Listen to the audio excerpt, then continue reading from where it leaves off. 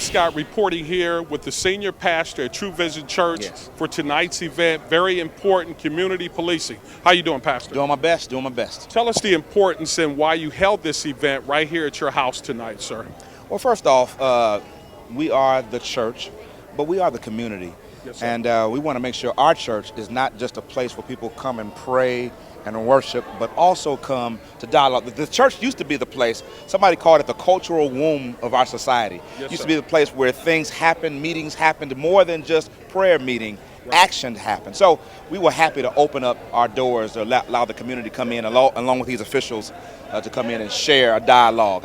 I wish we would have gotten more into a dialogue, Right. but we wanted to be that place. Well, it's very important dialogue, and Pastor, I just wanted to talk to you briefly. I know you got to get in front of a lot of different people before you leave out of here, and thank you so much. Will you be hosting this, another event here at True Vision Church, or are you going to be in contact with a lot of different people that were on the panel so that you can still be a part of some of the issues that are taking place here in the Alamo City?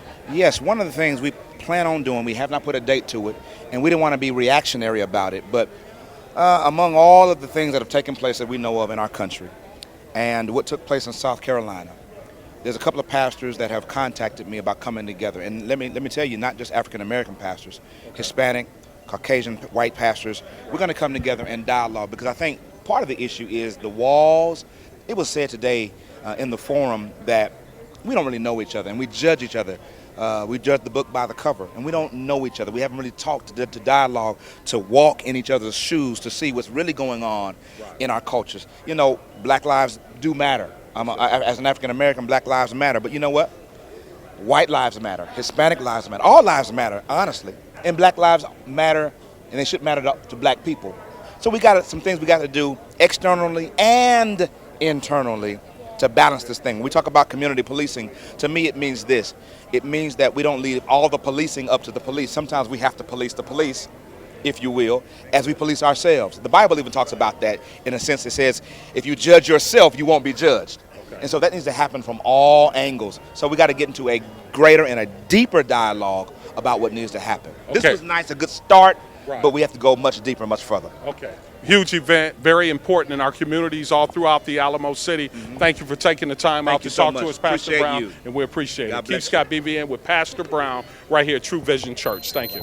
Keith Scott BVN right here at the community policing event and civil rights right here with District Attorney Lahood. How are you doing, Great, sir? thank you. Tell us the importance of these events that you all have been doing early in the year and now all in August headed to the fall. Right here, headed winter time. Tell us the importance of these events with the community policing and civil rights forum event. Well, it's important because it establishes a relationship. I think before the criticism was that the district attorney's office was not accessible to the community. Okay. So I wanted to take our office to the community. When I spoke with the Baptist Ministers Union, I told them that I would do that. This is our fourth forum now. I have another one in 4 more weeks, and then we're going to do another one before the end of the year, and then we'll start the cycle again after in January 2016. Okay. There's a series of nervous people all over the nation when we talk about policing. And how do police build the trust in disenfranchised communities? I think by doing stuff like this, by explaining to them what the training they're doing, by being consistent and transparent about their processes and their standard operating procedures, and then holding people accountable when they do things wrong.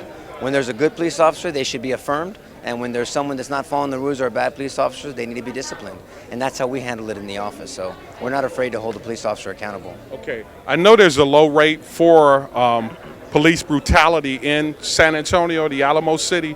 What are the police officers doing different compared to all the other communities across the nation here? I think it's the interaction between law enforcement. I think we've been blessed with some great leaders in law enforcement that keeps in touch with the community. So there's not a lot of room to form your own opinion. So I know I can speak for Chief Trevino that couldn't be here tonight, and then now the sheriff. They're very willing to be involved in forums like this, and then I took over in January, and I've kind of started the initiative to do that as well. Okay, well, there's an importance. I want to thank you for taking the time out. Pleasure. District Attorney Nick Lahood, Keith Scott BVN right here at this event. Very important. Thank you so much, sir. Keith Scott back at you right here at this event, community policing, and I'm here with the state senator, Jose Menendez. How are you doing, Senator? I'm wonderful. Thank you for being at our event. I'm glad you're here. I'm very appreciative of the coverage. I think it's important for the community to see what's happening. Well, it really is important. I want to address this new open gun law situation.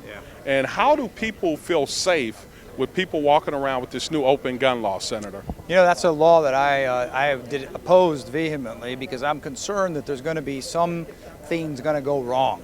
Okay. Because, I mean, even law enforcement has questions about it when they get a call for an active shooter and they arrive on the scene. If you've got other people trying to enforce the law, you know, how do they know who the suspect is, who the person that started the shooting is? So I think it's a grave concern. I think private businesses should know that they have a right to not allow people on their private property, churches, if it's a private school, it's a private restaurant, and they need to put those signs up so that they can keep their customers, their churchgoers, their members safe in an environment where they can dictate, you know, who has the right and who doesn't have a right to have an arm on them. Okay. So let's address also with the cameras.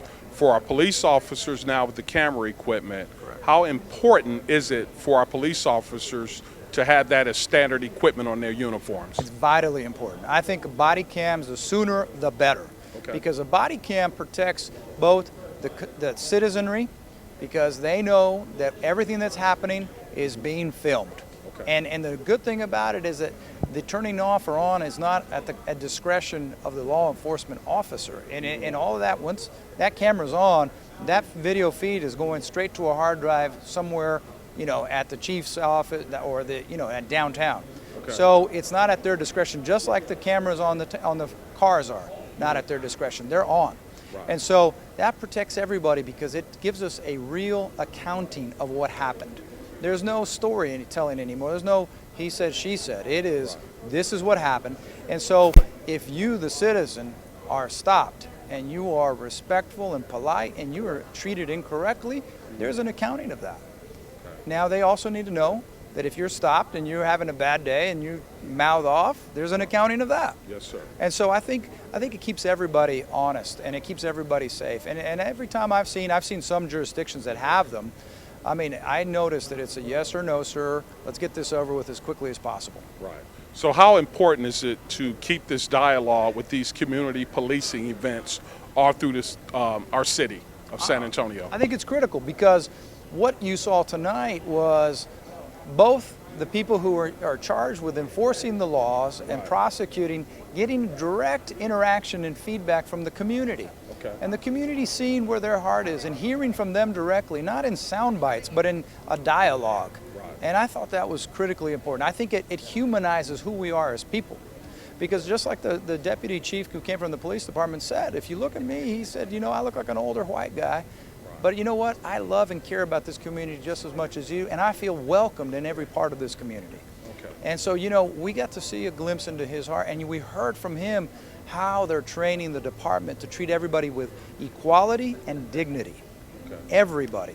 And so that's the key, that if we know what the bar is in the department and we run into someone who's not meeting the bar, that we say something about it. And he was one of the first to say, we don't put up with that. We want them out if they're not acting right. And so did the DA. And so people need to know that the system's not rigged, that the system has good people in it so that they can work with the system.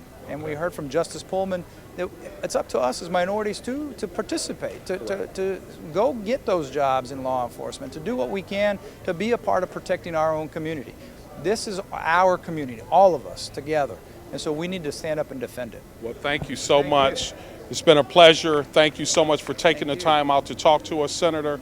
Keith Scott reporting here at the Community Policing Civil Rights Forum event with Senator Jose Menendez. Keith Scott, Black Video News. Thank you. Thank you, Senator. Thank you. Thank you for being here.